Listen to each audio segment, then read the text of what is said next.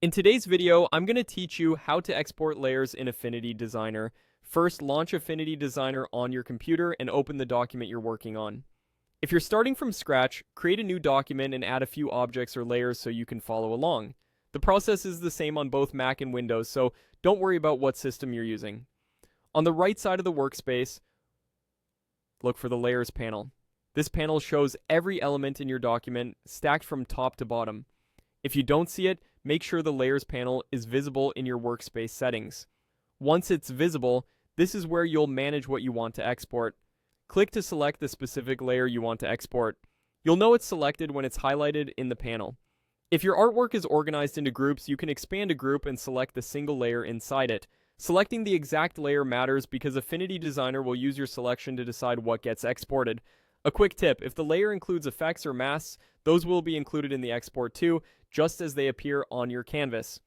With your layer selected, look toward the top right area of the interface and click Export. This opens the export options for your selection. You're now in the place where you can control the file format and how your exported layer will look and behave outside of Affinity Designer. You'll see common format choices like JPEG, PNG, and SVG. Choose the one that fits your needs.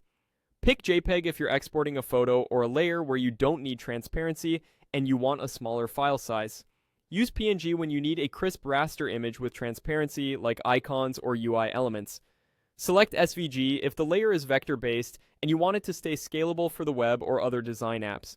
After choosing a format, you can fine-tune settings such as quality or compression for JPEG, transparency and color profile for PNG, and curve precision or styling for SVG.